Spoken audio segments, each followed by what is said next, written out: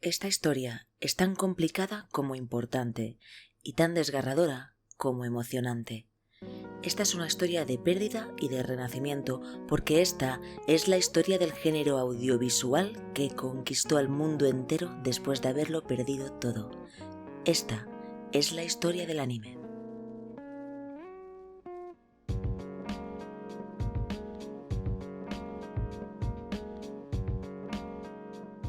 Y como cualquier gran historia, comienza hace mucho tiempo, cuando Japón no era el país hipertecnológico y moderno que conocemos hoy en día, sino hace 2 siglos y medio, cuando estaba sumido en el mandato del shogun Tokugawa Tsunayoshi, allá por el 1790, en una época que suele recibir el nombre de periodo Edo. Japón era un país que basaba gran parte de su cultura en conceptos como el honor, la familia y el nacionalismo. Una importante ley conocida como la Ley Sakoku impedía el acceso de personas extranjeras al país, por lo que el shogunato, que era el sistema tradicional que gobernaba, bloqueó Japón durante más de 250 años del resto del mundo. Del resto del mundo, exceptuando China y un pequeño país europeo lleno de tulipanes, Holanda, que compartía rutas mercantiles navales con el puerto de Nagasaki. Y resulta que esto tiene mucho que ver con lo que hoy nos concierne, porque fue a través de una ruta comercial holandesa que llegó a Japón un artefacto que cambiaría el rumbo de esta historia: la linterna de proyección, también conocida como linterna mágica. La lámpara mágica, como esta que tengo yo aquí, era un artefacto peculiar que consistía de una mecha, una serie de lentes y unas diapositivas de vidrio. Se encendía la mecha, aunque hoy vamos a utilizar una luz eléctrica, que es más potente. El humo salía por el orificio superior y la luz se proyectaba en la pared, atravesando la imagen de vidrio en cuestión y magnificándola. La utilizaban artistas ambulantes para proyectar imágenes y crear escenas para el público, y tenía un tamaño pequeño para facilitar su transporte. En 1803, Kamiya Toraku, que era mercader de lámparas mágicas y comediante, presentó por primera vez una obra teatral japonesa contada a través de lámparas de proyección. Este arte terminó por volverse muy popular, ya que ahora se podían contar historias tradicionales, dramáticas o cómicas con el soporte de vibrantes y coloridas imágenes que se proyectaban sobre la pared, quedando el resto de la imagen a oscuras. Durante el periodo Edo, esta nueva manera de mezclar la narrativa con imágenes ganó tanta popularidad que comenzó a promover la fabricación de dispositivos especializados de papel y de madera, y hasta recibió un nombre propio: Utsushi-e.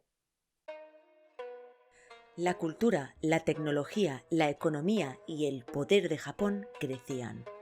Tanto fue así que países lejanos comenzaban a intentar romper esa barrera infranqueable que era la ley de fronteras japonesa. En 1852, una amenazadora flota de barcos atracó en la bahía de la ciudad de Edo.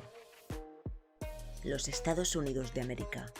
Un tal Comodoro Matthew Perry descendió del barco para negociar un tratado que abriría las fronteras de Japón al comercio internacional por primera vez en 250 años. Aunque el shogun se resistió a la apertura de las fronteras japonesas, la amenaza de un posible conflicto naval contra Norteamérica le disuadió de ofrecer demasiada resistencia. El tratado se firma, pero beneficia a Estados Unidos más que a Japón, y la tensión entre estos dos países comienza a palparse, mientras que a su vez el shogun pierde poder hasta que en 1868 Japón sufre una restauración del poder imperial. Japón ya no es un shogunato tradicional, ahora es un imperio. Ya no gobierna el shogun Tokugawa, sino el emperador Meiji, y la capital, Edo, pasa a llamarse Tokio.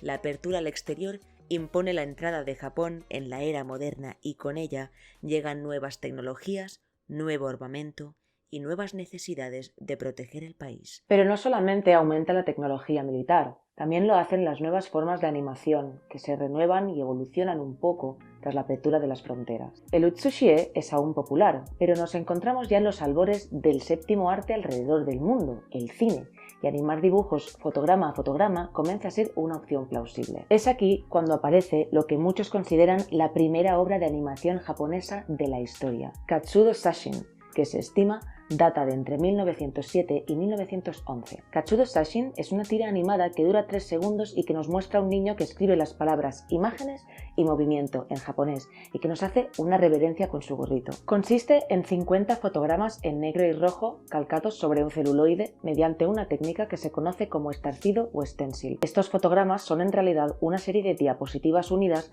que se pueden hacer circular sin descanso por una linterna mágica, de manera que da la impresión de que el niño se mueve. Es importante fijarnos en la vestimenta del chico, pues va vestido de marine, lo cual tiene todo que ver con el contexto bélico de Japón. Durante esta época, la evolución de la animación japonesa estaba comprometida por dos grandes motivos. El primero es que el ejército imperial japonés participa en la Primera Guerra Mundial, especialmente porque le interesa invadir zonas estratégicas en China. Y participa junto a los ejércitos de Francia, Reino Unido, Rusia, Italia y Estados Unidos. Japón es ahora una potencia mundial y además el imperio está dispuesto a demostrar que aunque hubieran estado aislados del mundo durante el periodo Edo, no se habían quedado atrás. Tanto es así que el imperio de Japón pide no amablemente a China la cesión de varios territorios, incluida una península llamada Manchuria. Esto no gusta nada alrededor del mundo porque vaticina una segunda guerra. Comienzan movimientos antijaponeses en China, Estados Unidos y otros lugares del mundo, por lo que es muy difícil que el arte permee internacionalmente o incluso que se financien proyectos artísticos. El segundo motivo que dificultó la evolución de la animación nipona y que hizo desaparecer muchas obras de la faz de la Tierra llegó pocos años después de terminar la Primera Guerra Mundial. Japón es una isla que se encuentra en una zona del Pacífico con alto movimiento sísmico, por lo que su posición geográfica es comprometida. En 1923, la región de Kanto, que es la región que contiene la ciudad de Tokio, sufrió uno de los peores terremotos de la historia, conocido como el Gran Terremoto de Kanto, de 8,3 grados en la escala Richter, que arrasó todos los potenciales estudios de animación. Lo único que conservamos de esta época son algunas reediciones de películas cortas que se proyectaban en salas de cine. Una de las más importantes es Namakura Gatana, que se conserva gracias a unas tiras de juguete y que fue creada por Junichi Kouchi, sobre un samurái y su espada desgastada. Esta película dura unos 4 minutos y se creó fotograma a fotograma, aunque debido al terremoto no conservamos ni siquiera la versión original. Igual que ocurre con muchas otras obras. Para añadir más leña al fuego, resulta que la competencia estadounidense acababa de crear un producto que resultó ser un fenómeno de masas, una pequeña compañía de animación llamada Disney. Así, son tiempos aciagos para la animación japonesa. La posguerra, el terremoto, la competencia contra los estudios titánicos estadounidenses y un imperialismo japonés salvaje que destina muchos recursos al ejército y a la propaganda impiden el desarrollo de un movimiento artístico sincero. Y es que, mientras tanto, el emperador de Japón y su ejército basaban casi todas sus decisiones en la agresividad y la violencia. Intentando demostrar la grandeza de Japón frente a un país más grande como China, el ejército japonés invadió en 1931 la península de Manchuria bajo un falso pretexto. Y pese a la gran oposición y al enfado del resto del mundo, sobre todo de Estados Unidos, el ejército japonés continuó su invasión en China, llevando a cabo algunos de los crímenes más atroces de la historia, como la masacre de Nanjing, que es uno de los más claros ejemplos de lo que la deshumanización puede lograr. La tensión y el odio hacia el imperio de Japón y, por extensión, hacia los japoneses, sigue creciendo. Mientras el ejército imperial estaba ocupado invadiendo China, no todas las personas en Japón secundaban actos violentos para honrar al país. Otros querían aportar innovación a través del arte y de la animación.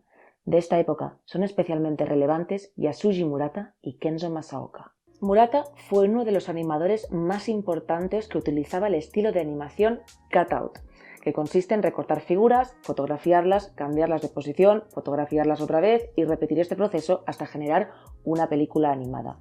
Su película más reconocida fue Dobutsu Olympic Taikai, sobre los Juegos Olímpicos.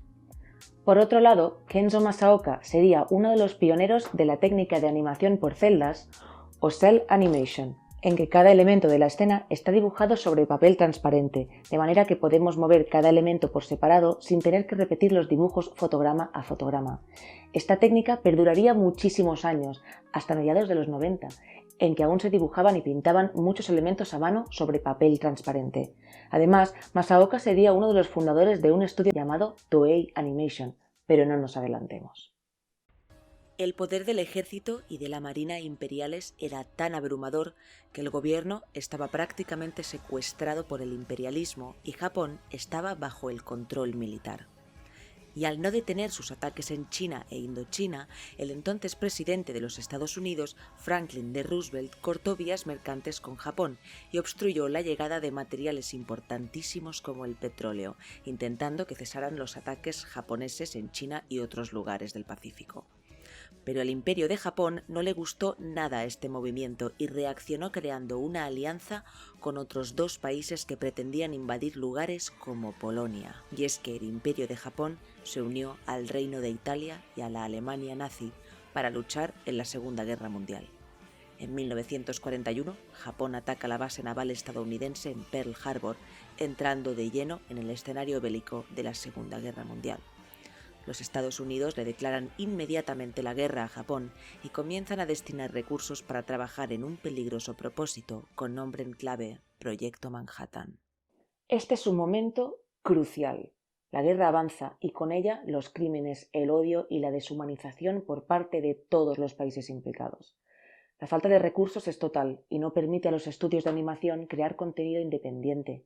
Necesitan sponsorización. ¿Y quién tiene suficiente dinero y poder como para poder financiar la animación? El ejército y la marina imperiales, que ahora financian proyectos de animación con fines propagandísticos.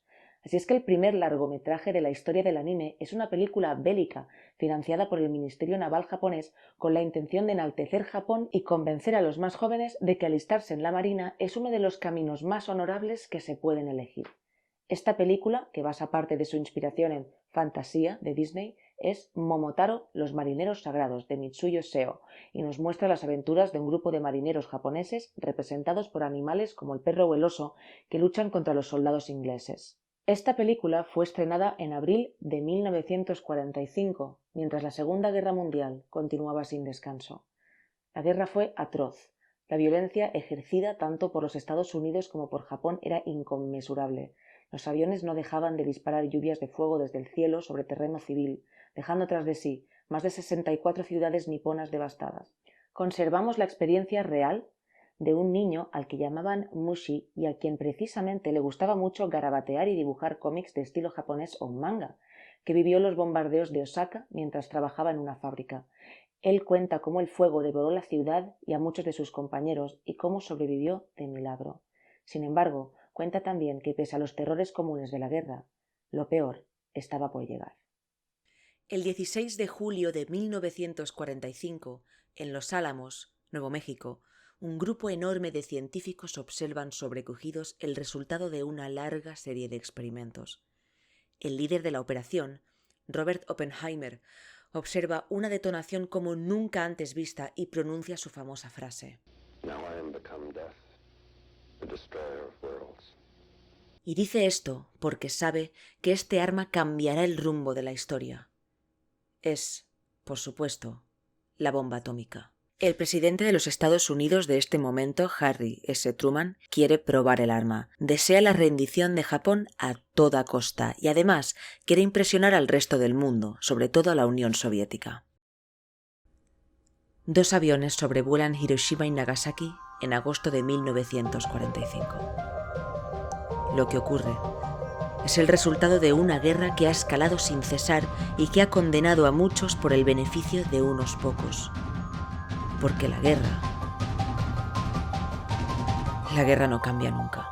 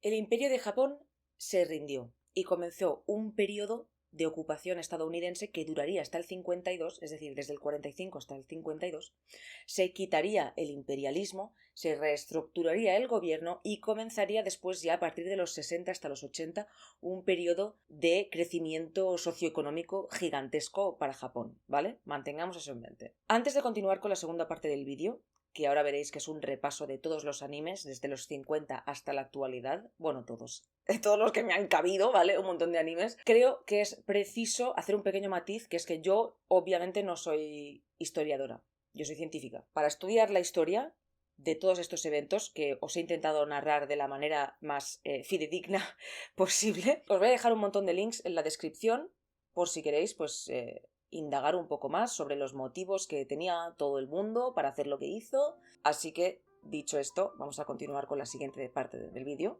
parte 2. Hablemos del anime. Y es que la bomba atómica es un tema recurrente tanto en el manga, que es el medio escrito y dibujado, como en la animación, la cual proviene con frecuencia de las historias que han sido plasmadas primero en papel y después llevadas a la pantalla. Desde las imágenes que os he mostrado de Barefoot Gen, que es una película de 1983, hasta alusiones algo menos realistas como Akira del 88 o Shingeki no Kyojin del 2013. El tema del apocalipsis frente al que no se puede hacer nada, del poder incontrolable y de la devastación de la humanidad, no solo se representa en el anime como una bomba, sino también en tramas diversas como invasiones alienígenas, reptiles gigantescos como Gojira o condenas evangélicas, pero me estoy adelantando. Estas referencias a la bomba atómica comenzaron a aparecer en numerosos cómics manga, sobre todo en historias románticas, a partir de los bombardeos de Hiroshima y Nagasaki, y suelen agruparse bajo el paraguas de A-Bomb Manga o Atomic Bomb Manga. Aunque no hay mucho consenso, algunos estudiosos del manga proponen que hubo un énfasis en la romantización de una situación dura con personajes monos y bonitos, kawaii, para poder lidiar con los sentimientos de desesperación y pérdida que había dejado la guerra tras de sí. De momento nos encontramos en un periodo muy difícil para el arte, que quedaría algo enterrado bajo los estragos de la posguerra durante 10 años. El estudio de animación más importante de la época era Japan Animated Film, fundado en parte por Kenzo Masaoka, el maestro de la animación por celdas. Este estudio fue renombrado como Toei Doga, el cual ostenta el título de primer estudio japonés que realizó una película a color, Hakuyaden Legend of the White Serpent, en 1958.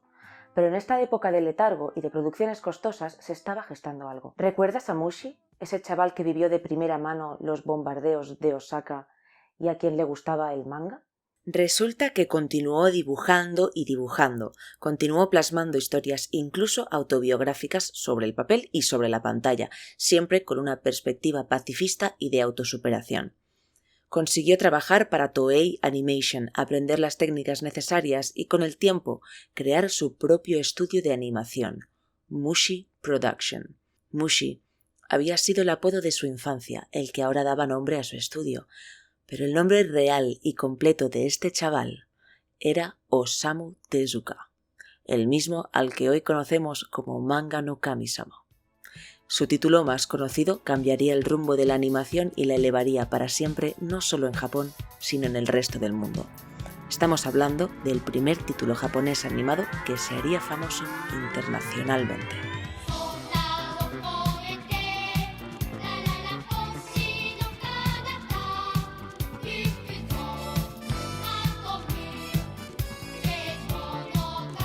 Astro Boy o Mighty Atom fue el primer superhit de animación japonesa a la que nos referiremos a partir de ahora como anime. Cuenta la historia de un niño robot que no tiene padres como tantos otros niños en la posguerra. En ella queda clara la intención de Tezuka de plasmar la importancia de utilizar la tecnología para el bien y su posición frente a los problemas de la guerra.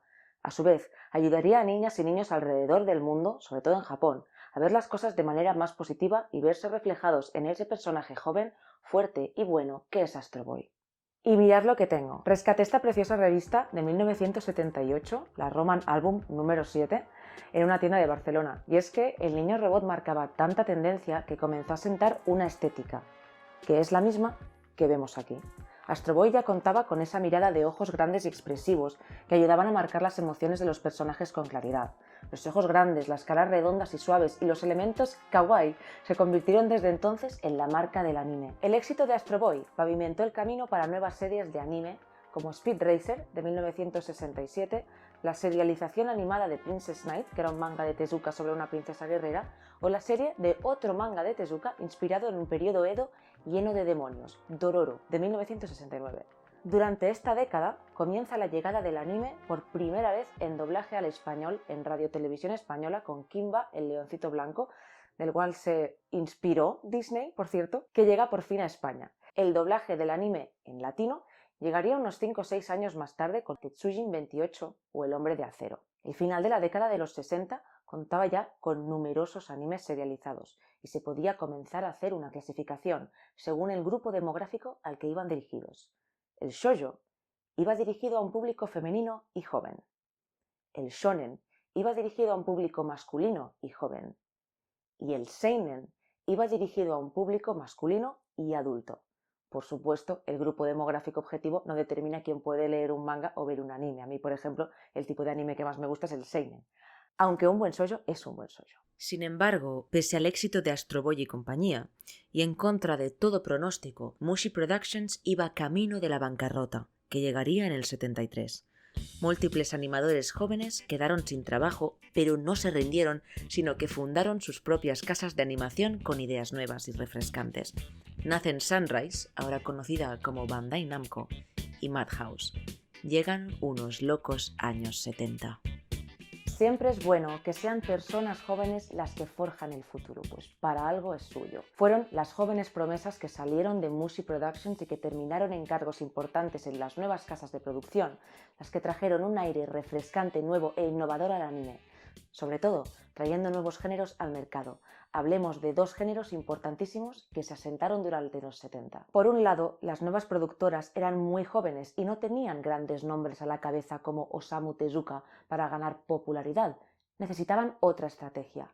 Pensaron en comercializar juguetes y conseguir así fondos a través de la marketización de sus historias. Bastante inteligente. ¿Y qué juguetes se venden con facilidad? Por supuesto, los monstruos y los robots gigantes. Sunrise Animation apuesta por un género que, aunque no es nuevo, porque ya se daba en el manga desde hacía un tiempo, comienza a establecerse en el mercado. Es, por supuesto, el mecha. Y fue Go Nagai con su manga Mazinger Z el que estableció la idea de un robot gigante pilotado desde su interior. La serialización del manga a una serie de anime volvió a Mazinger Z extremadamente popular, aunque muchos países decidieron censurar algunas de sus escenas más violentas y de hecho en España, donde se comenzó a emitir Mazinger a partir del 78, solamente se pudieron emitir aproximadamente un tercio de los capítulos, debido a unas asociaciones de madres y padres muy cabreados. A este anime le siguieron Space Battleship Yamato y por supuesto el fenómeno de masas en Japón que es Mobile Suit Gundam. Aunque claro está, aún nos quedaban unos 20 años para que apareciera la serie de robots grandes por excelencia, pero nos estamos acercando y me estoy poniendo nerviosa. Otro género que ganó popularidad durante la década de los 70 fue el deporte. Uno de los animes más aclamados fue un anime de boxeo conocido como Tomorrow's Joe o Ashita no Joe de Asao Takamori, que escribía historias sobre deportistas. Este anime fue especialmente popular entre la clase obrera que se sentía identificada con el protagonista, Joe Yabuki, que lucha contra sus contrincantes para luchar, en realidad, contra el sistema. Esta historia influiría a fenómenos de masas posteriores diversos como Ghost in the Shell o Naruto, pero otra vez me estoy adelantando. Entonces, tenemos estos dos géneros que lo están petando, el mecha y los deportes. Pero resulta que son géneros algo violentos para el público occidental, que en esta época no estaba acostumbrado a asociar los dibujos animados con las peleas y prefería historias más tranquilitas, como Candy Candy o Rose of Versailles. Así es que un hombre que trabaja para Nippon Animation, Isao Takahata, y su protegido crean una historia basada en un cuento sobre una niña que vive en los Alpes suizos. Heidi se convierte en un éxito en Europa a partir del 74 y permite a Takahata y a su compañero continuar participando en películas de éxito. Este joven, que había participado tanto en Heidi como en otras producciones, era tan bueno como sus antecesores. Quizás te suene el nombre de Hayao Miyazaki.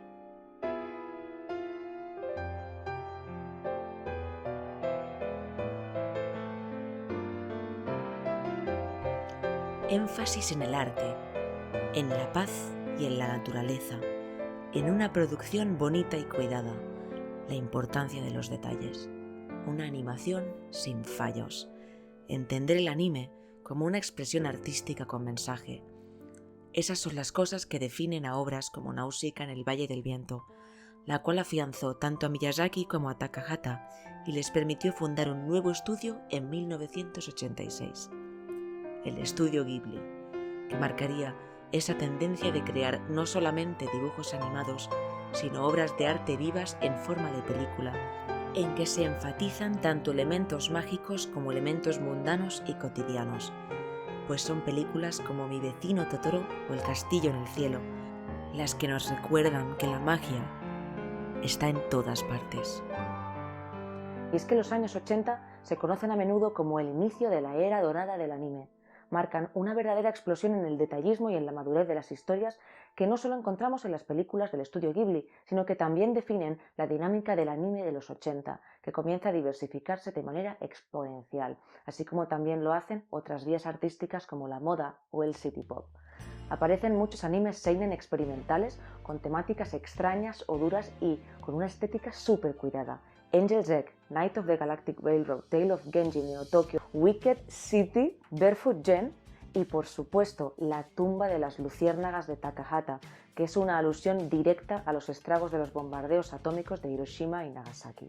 Aparece también una obra maestra de Katsushiro Otomo que alude a la bomba de otra manera y que pese a no ser un éxito en Japón, se gana la crítica internacional. Esa película es Akira, de 1988, y junto a Blade Runner, del americano Ridley Scott, y Neuromancer, de William Gibson, sería el comienzo del género de ciencia ficción, que hoy conocemos como cyberpunk.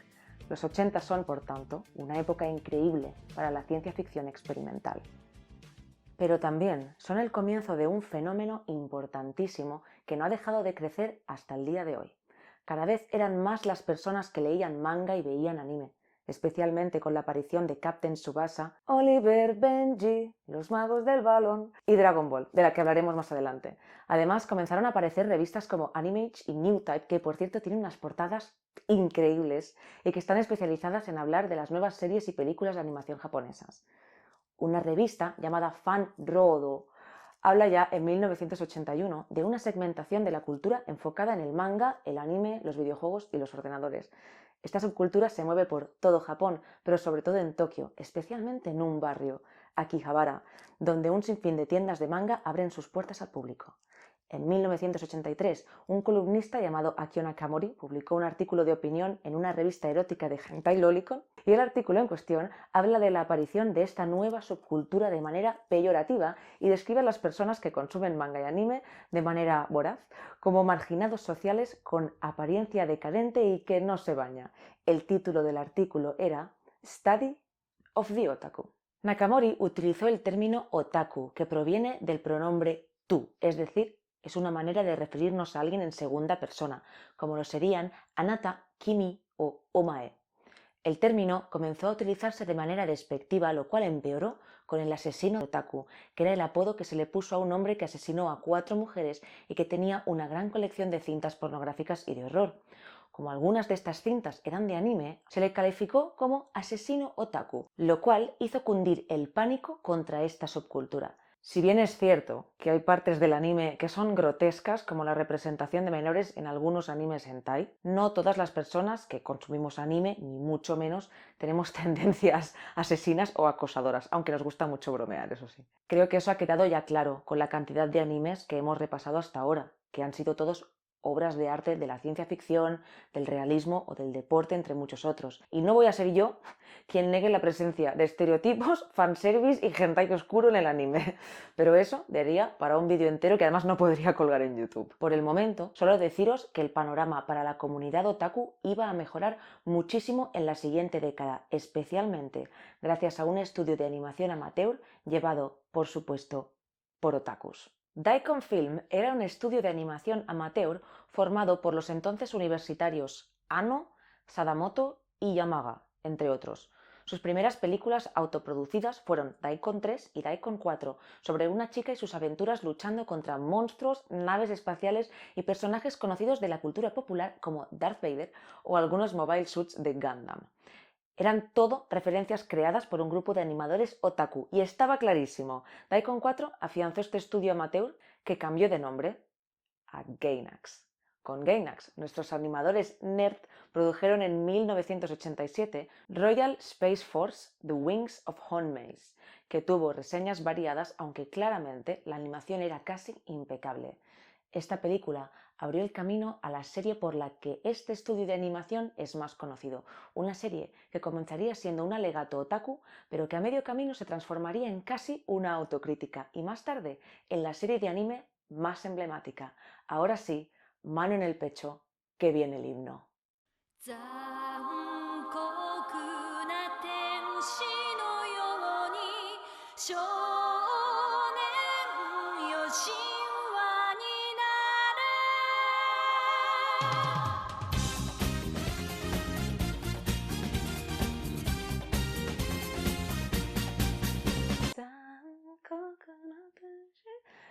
This is what comes now, and now in the 90s. That's, I know that one.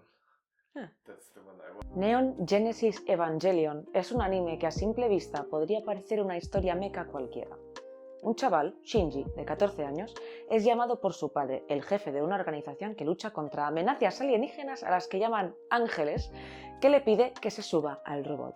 Después de negarse como unas 20 veces, Shinji se sube al robot y aprende a combatir contra estos ángeles. Hasta aquí, todo normal.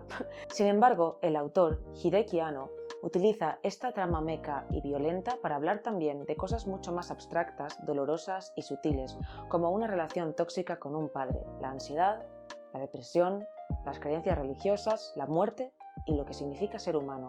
Y esto es algo que vemos con frecuencia en el anime. Las sutilezas, los simbolismos y un guión que no se explica a sí mismo constantemente hacen de Evangelion y de otros animes de los 90 como Ghost in the Shell o Cowboy Bebop o Serial Experiment Lane piezas que requieren 1, 2, 3 o infinitos visionados para entender bien los motivos que hay detrás de las acciones de los personajes, de sus emociones o de los simbolismos que nos muestra la serie. Esa es la magia que para mí tiene gran parte del anime, que no trata de explicarle al espectador lo que está pasando, sino que se lo enseña para que saque sus propias conclusiones. Pero me estoy desviando. Neon Genesis Evangelion fue un anime creado por otakus que además popularizó a la vez que criticó a la propia subcultura, aunque terminó abruptamente con 2 capítulos hechos con bocetos debido a problemas de producción, a pesar de que son 2 capítulos que a mí precisamente me gustan mucho. Hoy en día, Evangelion es la bandera prácticamente de la comunidad otaku, y si no la habéis visto os la recomiendo muchísimo, sobre todo la serie original, en mi opinión, pero bueno, eso va a gustos. Después de Evangelion, cada vez más y más series aparecían en Japón. Sin embargo, algo estaba ocurriendo en algunos lugares, lejos de este país. Y es que mientras la televisión tradicional prefería emitir animes pacíficos como Candy Candy, Heidi o Marco, fueron las televisiones autonómicas en España y la televisión abierta mexicana en América Latina las que trajeron un anime que, aunque es de los 80, se hizo tan popular en los países de habla hispana durante los 90 que es imperativo que hablemos de él. Se estrenó primero en las televisiones autonómicas españolas, la gallega TVG, la catalana TV3, la vasca ETV, la andaluza Canal Sur y la valenciana Canal Nou, y en poco tiempo se extendería por el resto de España y, por supuesto, por América Latina, donde empezó a transmitirse en el Canal 5 de Televisa. Y es que llegó un momento en que todos los niños y niñas de habla hispana de los 90 cantaban: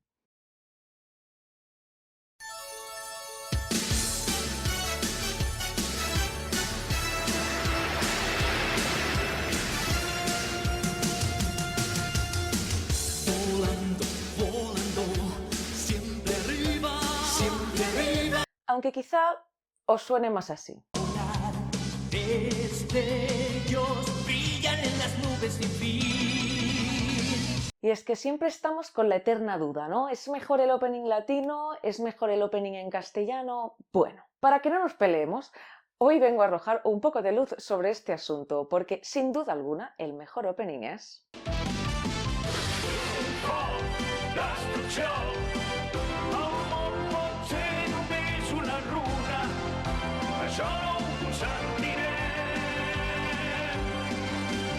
L'idioma en el que vam descobrir l'anime serà sempre el que ens remou aquell no sé què nostàlgic dins de nosaltres mateixos.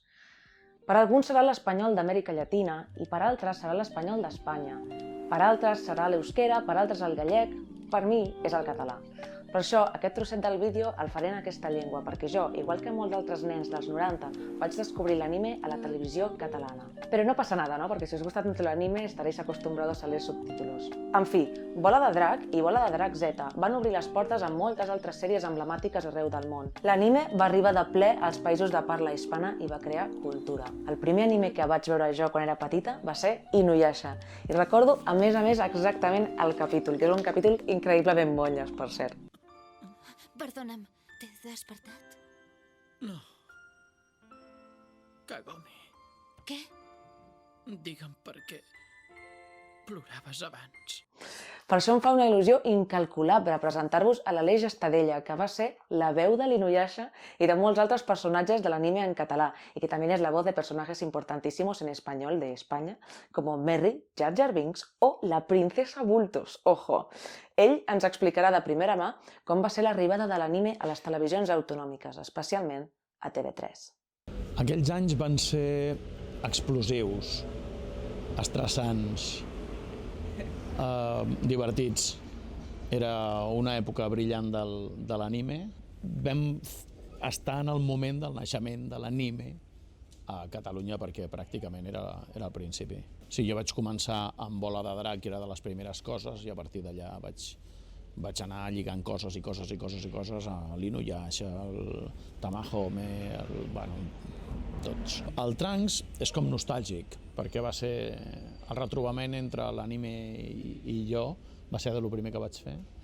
I després el que, clar, evidentment m'ha donat allò, entre cometes, aquesta cosa reconeguda de Aleix Estadella, eres Inuyasha.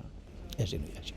Bueno, l'anime a la meva carrera sí és cert que jo no només jo crec que tots els que hem fet anime ens ha donat una experiència de sincronia, de velocitat, d'aprendre a cridar, perquè o sigui, si no aprens a cridar, al final et quedes allò abortar missió.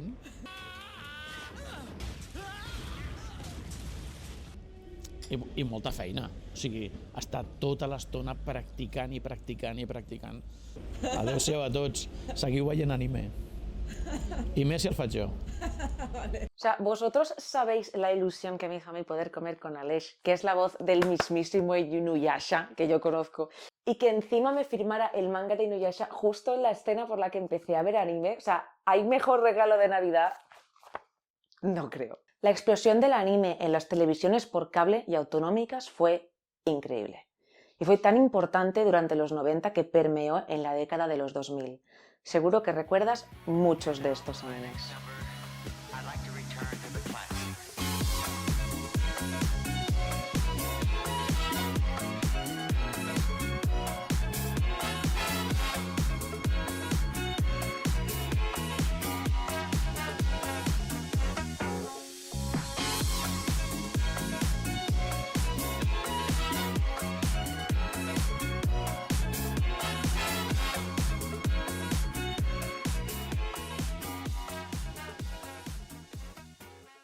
¡Qué época! Si es que el manga y el anime tenían tanto furor que hasta se inauguró el Saló del Manga en Barcelona en el 95, que por cierto, asistieron unas 1000 personas ese año, pero es que solamente 5 años después, en el 2000, ya estaban asistiendo 30.000 personas. Luego os digo el número de gente que acude hoy en día porque es pa' flipar. El furor del anime de los 90 fue increíble. ¿Y no os parece que además el anime de esta época tiene como cierta estética? Si es que parece que las escenas sean cuadros en movimiento, que estén pintadas a mano. Pues bueno, eso es porque lo están. En los 90 aún se animaba mediante la técnica de cel animation, así que las series de esta época aún tienen ese look distinto y esa calidad de las cosas hechas a mano que siguen dándonos ese sentimiento de nostalgia en los vídeos de Future Funk, Lo-Fi o Vaporwave.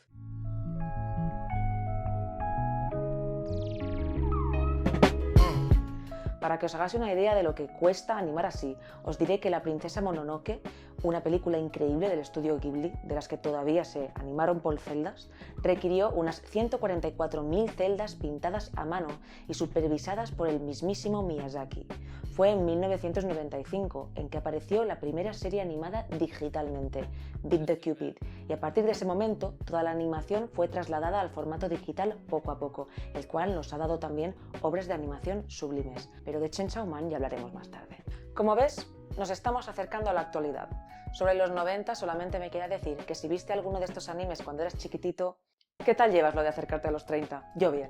Gracias. Creo que estamos todos de acuerdo en que vivir aquella época, el auge del anime en América Latina y en España, fue emocionante y lo recordamos con cariño. El idioma con el que vivimos el anime por primera vez será siempre el mejor para nosotros y a mucha honra. Aunque hay un anime que no vi en catalán, sino en castellano. Era el anime del primer videojuego que tuve en mi vida, un anime que se estrenó en Japón en 1999 y que marcaría el comienzo de Unos Locos 2000. El anime de la que sería la franquicia más rentable del mundo entero. Y es que con la llegada del nuevo milenio, mientras algunos estaban asustados por si los equipos informáticos fallaban y se caían los aviones, nosotros estábamos listos. Listos para hacernos con todos. Llegaré a ser el mejor que habrá jamás. Mi causa es ser entrenador tras mi gran prueba real.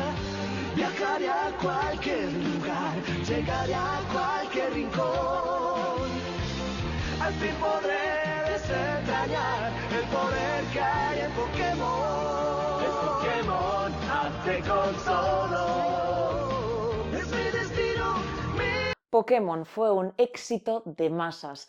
Los monstruos de bolsillo, Pocket Monsters, se ganaron la atención de miles y miles de chavales que a día de hoy seguimos jugando los juegos y viendo el anime, con obras de finales de los 90 y principios de los 2000 como Pokémon, Digimon y Yu-Gi-Oh! Y los super hits que fueron One Piece y Naruto. Llegamos a una década, la de los 2000, marcada por la llegada de Internet a la vida cotidiana de las personas, por el establecimiento de la animación digital, que permitía también producir shows más rápido, por la expansión del anime shonen al mainstream y por un énfasis en la cultura otaku alrededor del mundo.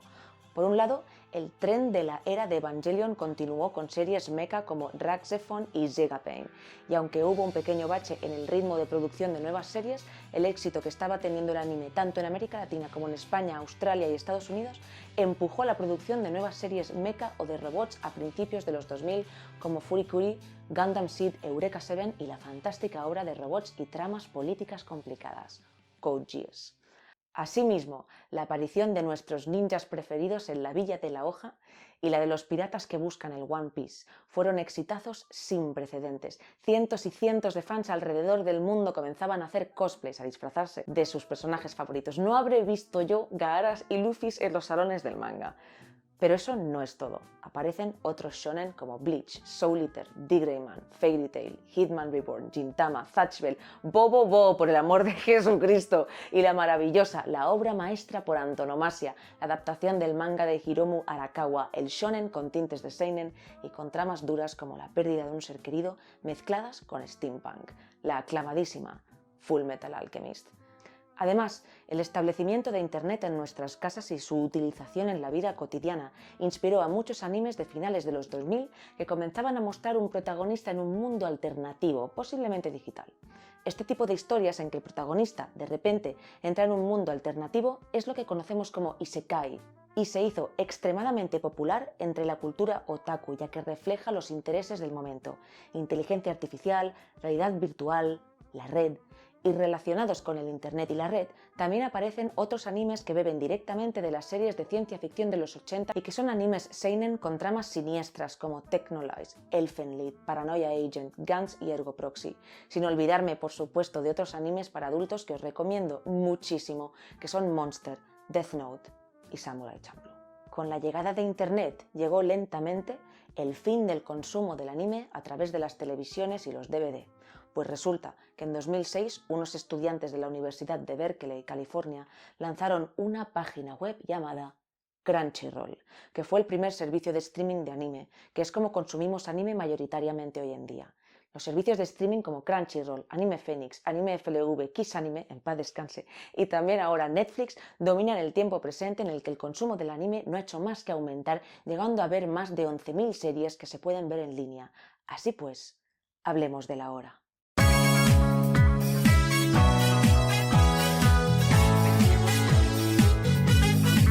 Gotta get it, you gotta move it.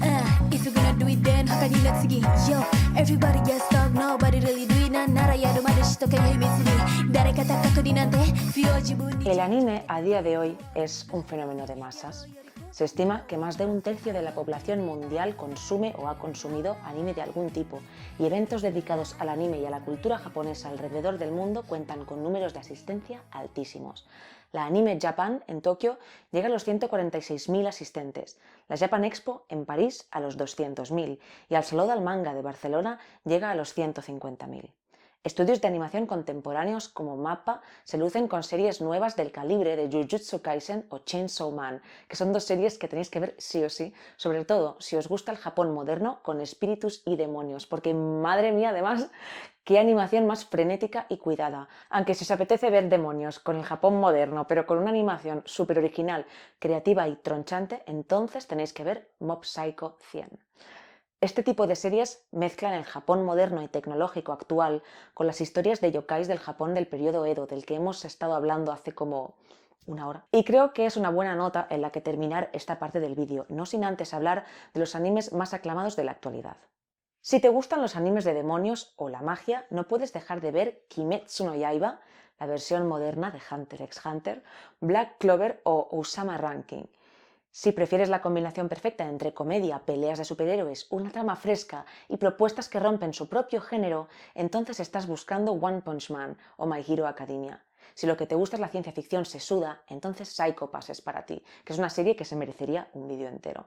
Quizá prefieres animes con demonios y magia, pero con un tono más oscuro y tenebroso. Entonces, aparte de leer Berserk, te recomiendo Tokyo Ghoul y la adaptación de una serie de Osamu Tezuka del 69 que hemos comentado de pasada cuando hablábamos de los 60. Dororo, pero la versión moderna. Si te apetece llorar y ver niños muy listos urdiendo planes, entonces tienes que ver Promised Neverland, pero solo la primera temporada. Y si quieres... Bueno, la verdad es que no sé muy bien qué tienes que querer para ver esta serie, pero te aseguro que quieres verla. Y es JoJo's Bizarre Adventure. Como ves, hay mucho donde elegir, pero para terminar esta segunda parte del vídeo y con ella la historia del anime, me gustaría cerrar con el que yo creo que es el anime moderno más importante. Es un anime moderno y, sin embargo, nos recuerda a esa época oscura que tiñe el pasado de la historia del anime, pues tiene alusiones a los estragos de la Segunda Guerra Mundial, a la deshumanización, a la importancia de saber que en el otro bando también hay personas y, por supuesto, a la bomba atómica.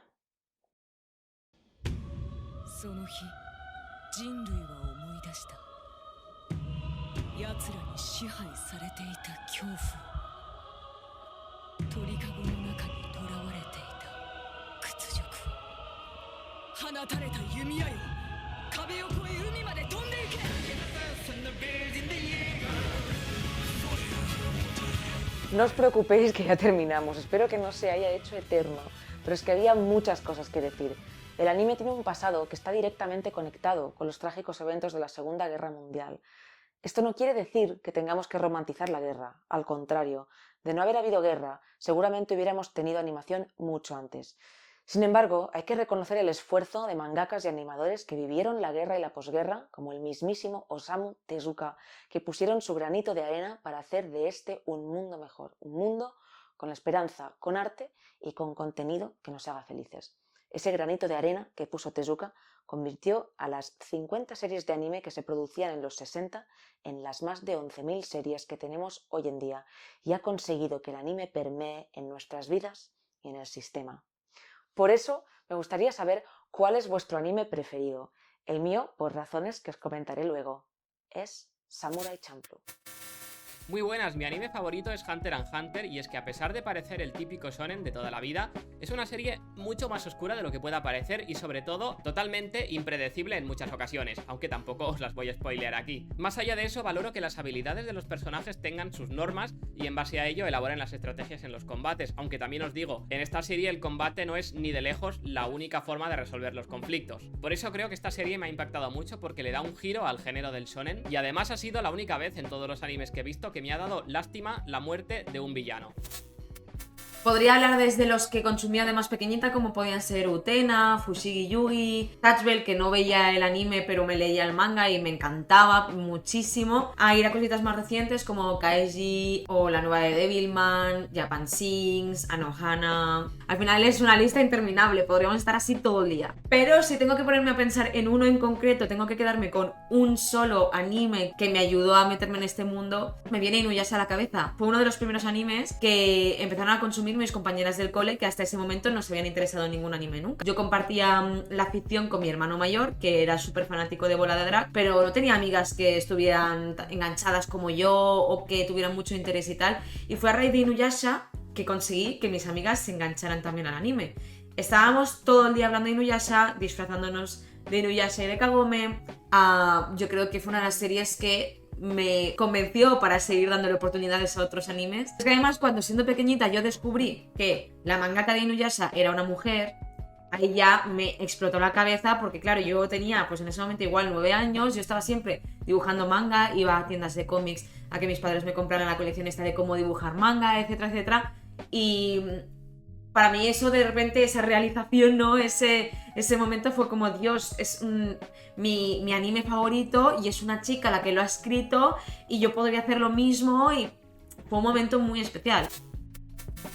Para mí sería Cowboy Bebop. Está producida de una forma impresionante, creo. Esa mezcla que ofrece entre espacio y jazz es súper original.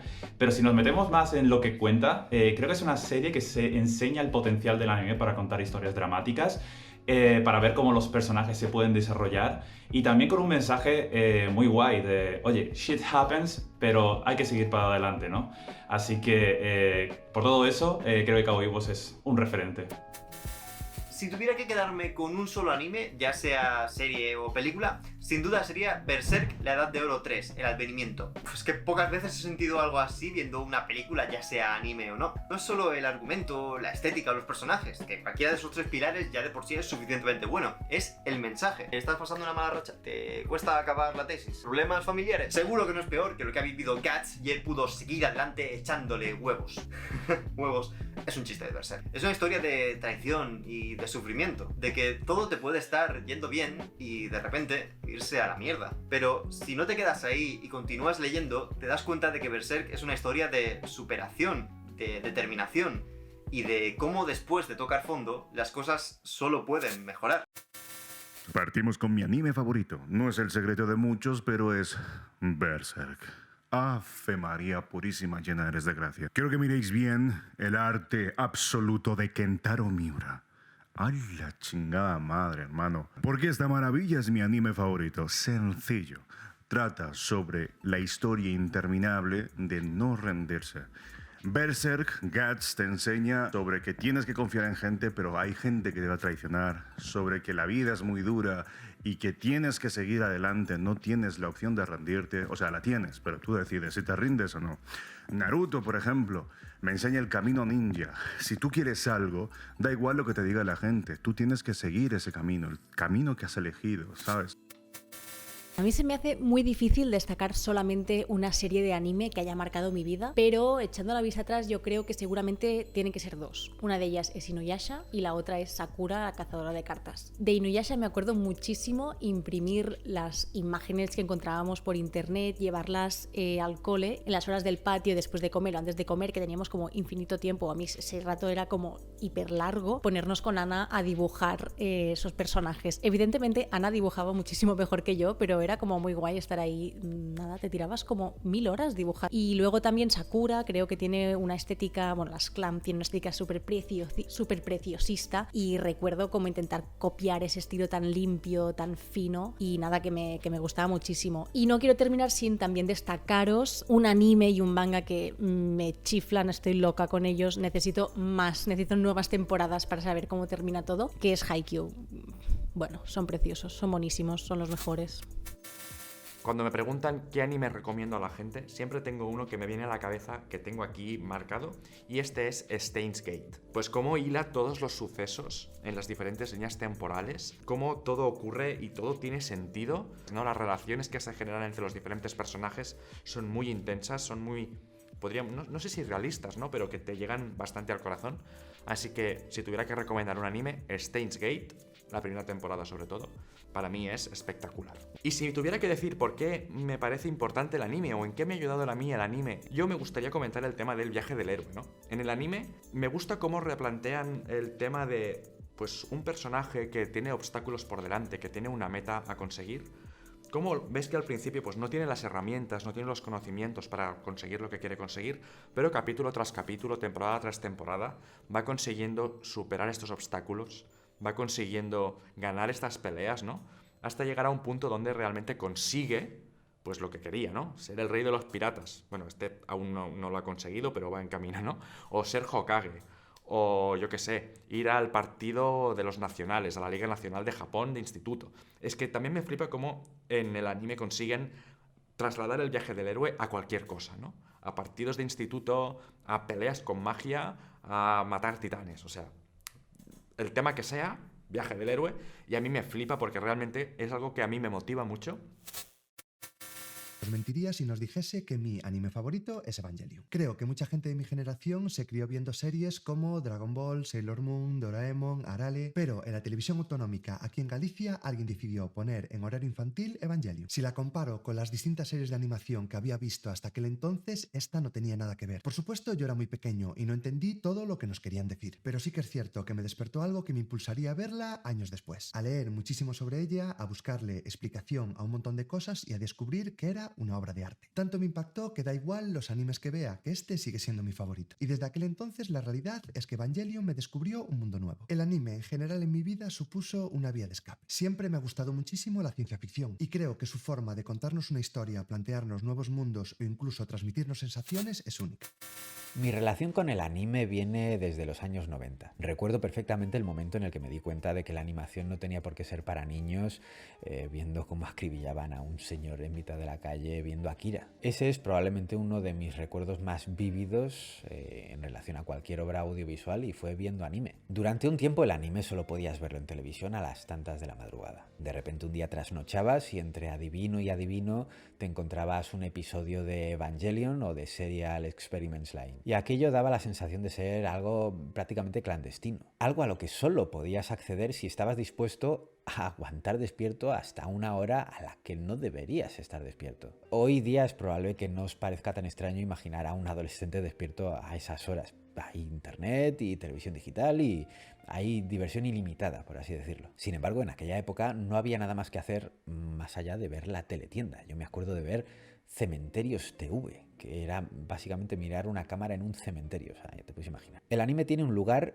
imprescindible en mi forma de entender el audiovisual. Y como cineasta me ayudó a ver la virtud en las limitaciones, ya que muchas series contaban con presupuestos tan bajos que no podían permitirse animarlo absolutamente todo. Y eso obligaba a sus autores a crear una especie de narrativa indirecta, que es algo por otro lado muy asiático, con conversaciones fuera de plano o voces montadas sobre imágenes de grifos que gotean o luces que tintinean. Y esto lo dotaba todo de una dimensión muy especial, muy genuina. Hola Ana, ¿cómo estás, bella? Bueno, yo te cuento aquí mi rollo y tú lo cortas como quiera, mi niña. El verdadero cambio para mí creo que llegó en el instituto. Empecé a ver muchísimos animes, a leer mangas, pero antes de todo eso llegué por las revistas de cómo dibujar manga, las típicas del kiosco cuando no había tutoriales en YouTube. Empecé a basar mi estilo de dibujo 100% en manga/anime y decir de mayor voy a ser mangaka. En esta época vi la primera temporada de el que ahora yo diría que es sin duda mi anime favorito, que es Ataque a los Titanes sé que es súper típico, pero si me tuviera que llevar una a la tumba, ahora mismo creo que sería ese 100%. No voy a decir el color, no voy a decir la animación, sino que la verdad que me quedo con la historia y que ahora esté a punto de acabar ese anime, ahora ya que somos más mayores todos, y haber crecido con la historia, y eso es algo muy bonito. Mi anime favorito, sin ningún tipo de duda, es Shingeki no Kyojin, Ataque a los Titanes. Recuerdo como hace años, en un salón del manga en Murcia, descubrí lo que es el anime por un vídeo chorra que había en YouTube, que es súper famoso, no recuerdo ahora el nombre del youtuber que lo hizo, pero era como un doblaje cachondo. Eren, ¿cuándo vendrán los titanes? Ay, no sé, mira a ver si ya llegan. Me puse a verlo y me flipó brutalmente. Creo que ese anime marcó muchísimo una época, ¿no? A priori parece una historia sencilla, luego te vas dando cuenta de todos los matices que alberga detrás y cómo realmente tiene unas enseñanzas y unos reflejos del mundo real relacionados con el racismo, con la política, que son brutales. O sea, tienen al final un significado muy profundo que el que haya consumido y visto la obra al completo creo que se dará cuenta.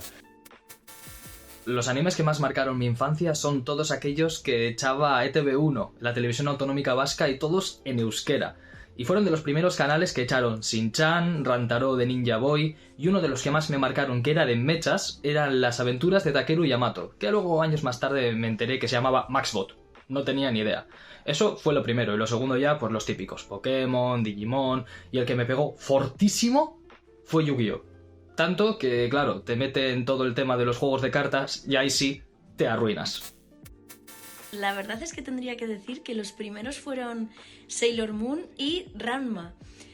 Pero más que nada porque fueron los primeros que conocí y entonces eso dio origen a que me encantase a partir de ahí el mundo del anime, del manga. Y luego, pues a medida que fui un poquito más mayor, Naruto me marcó muchísimo. Yo creo que pues por todo ese sentido de la amistad, el valor mítico de los shonen, pero lo conocí ahí y creo que hasta la fecha es uno de mis animes favoritos. Si tuviera que definir el anime de la forma más corta posible, diría escapismo. Escapismo porque es el único medio que permite contar historias profundas, pero al mismo tiempo manteniendo como esta estética juvenil y de fantasía. Es como que está entre dos mundos, entre el mundo adulto y el mundo adolescente, y tiene como ese componente de evasión, y yo creo que por eso algunos somos tan adictos al anime, ¿no? Quedándome con una obra en concreto de anime, voy a elegir El viaje de Chihiro, por lo que ha supuesto en mi vida y la importancia que ha tenido en mi yo cinéfilo. Creo que me la vi por primera vez cuando tenía 8 o 9 años, y claro, yo la concepción que tenía de una película de dibujos en aquella época era pues lo que había visto en Disney o en animaciones pues más para niños, ¿no? Y ver El viaje de Chihiro me supuso como la apertura de una puerta a un tipo de obra que yo no había concebido hasta entonces, ¿no? Que era como pues la conjunción de dibujos y fantasía y un empaque así como a priori infantil, pero que luego contaba una historia muy profunda como es la del viaje de Chihiro, que es maravillosa.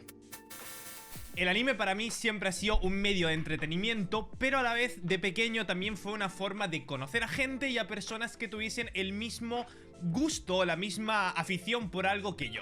O sea, mi forma de hacer amigos en el colegio era hablar de Dragon Ball, de Pokémon o de las cartas de Yu-Gi. Era la única manera que yo conocía. Y luego ya es que una gran parte de mi personalidad fue por culpa de los shonens que veía de pequeño. Los shonens que están enfocados a niños te enseñaban que aunque todo fuese mal, siempre había una posibilidad de darle la vuelta a una situación mala y de que fuese buena y pelear por lo que te importaba. Y ese mensaje se quedó grabadísimo en mi cabeza de niño. Que igual ahora que somos adultos es un mensaje un poco plano, pero para un niño era perfecto. En general, digamos que ha sido un buen entretenimiento, me ha ayudado a conocer a mucha gente, incluso ahora que tengo 26 años, el haber empezado a ver yoyos y haberme hecho tan fan de yoyos y de todos estos animes más actuales, ¿no? No los que veía de pequeño, me han ayudado a conocer a gente ahora, gracias a internet y a estos animes que de no ser por haber empezado a ver los yoyos o Attack on Titan ahora mismo, no los habría conocido. Con otras cosas no tengo esa conexión como para llegar a conocer a nuevas personas. Así que me ha ayudado a conocer personas, a conocer culturas nuevas, a interesarme por Japón, por el dibujo, por comida que veo en los animes y luego me apetece probar porque de no ser por haberla visto en un anime no la habría visto en mi vida. Así que digamos que en cierta manera me ha influido en casi toda mi vida. Yo debía tener en aquel entonces unos 11 o 12 años. Todavía no había terminado la primaria. Y de repente llega a mí un CD-ROM porque creo que ni había DVDs, con una serie titulada Full Metal Alchemist, la original, ¿ok? La previa a Brotherhood. Vamos, si no había DVDs, menos iba a existir Brotherhood. Y joder, esa serie lo cambió todo en mí. Yo en aquel momento era un chaval, estaba acostumbrado a reconocer todo tipo de animación bajo el mismo paraguas, es decir, como dibujos animados. Y Full Metal Alchemist fue la serie que me hizo darme cuenta de que existía una industria de la animación japonesa capaz de contar historias con una profundidad y un apartado artístico que hasta en ese momento, y con esa edad, jamás pensé ver en lo que yo conocía como dibujos animados. Acostumbrado a ver cosas como Doraemon, Digimon, Dragon Ball, por mucho que todas esas series también tenían sus cositas, me parecían bastante similares. Eran protagonistas que vivían aventuras y enfrentaban sus problemas, pero que de alguna forma, como en cualquier otra serie de dibujos, sabías que iba a terminar bien. Full Metal Alchemist esto no era así, era muy diferente. La forma que tiene de representar la violencia de una manera cruda, los sacrificios de los protagonistas, la crítica directa a la religión como manipulación de masas, el racismo y la persecución al pueblo de Isval, y el cómo la historia cambia dependiendo del bando que la cuente. Yo era demasiado joven como para darme cuenta de todo esto realmente. Pero aún así, cuando yo vi esta serie por primera vez dije, joder, aquí hay algo diferente. El protagonista está roto, es literalmente un discapacitado por culpa de los errores que cometió en el pasado, y constantemente necesita ayuda de su alrededor. Ese abandono al individualismo al que estamos acostumbrados en los shonens, para rodearse de gente con la que derrotar al malo con el poder de la amistad, en Full Metal Alchemist está tratado de otra forma. Ese abandono del individualismo es una necesidad, no para acabar con el mal, simplemente para poder sobrevivir. Y todo esto no os podéis imaginar lo que puede llegar a significar para un chaval de 11 o 12 años, que ni siquiera entendía gran parte de las cosas que estaba viendo. Pero sobre todo, no os podéis imaginar el grandísimo mundo, o mejor dicho, puerta, que se le pudo abrir. Cuando vi Samurai Champloo no me gustó nada el final, a priori. Sin embargo, tiempo después comprendí que tanto en este anime como en la vida en general no hay que hacer las cosas por llegar a un final, sino por el viaje. Y de eso mismo va Samurai Champloo, de amistades que se forman y se deshacen, de las cosas bonitas de la vida, de sus dificultades y sobre todo de dejarse llevar por los caminos inesperados que te presenta la vida. Drifting away like a feather in air. Además, mezcla a la perfección escenas del periodo Edo con música hip hop contemporánea y me introdujo al lo-fi con la banda sonora del grandísimo Nujabes, Rest in Peace.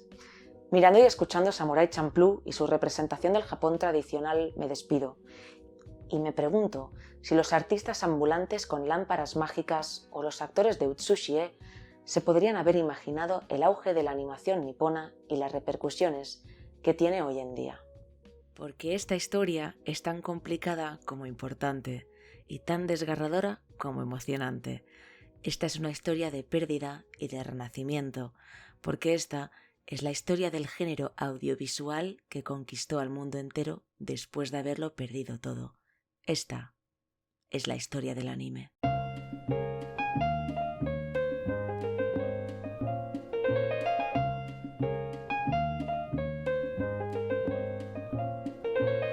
Light as a feather when I'm floating through, reading through the daily news, measuring the hurt within the golden rule. Centimeters of ether, I'm heating the speaker. Motivational teacher with words that burn people. Singing the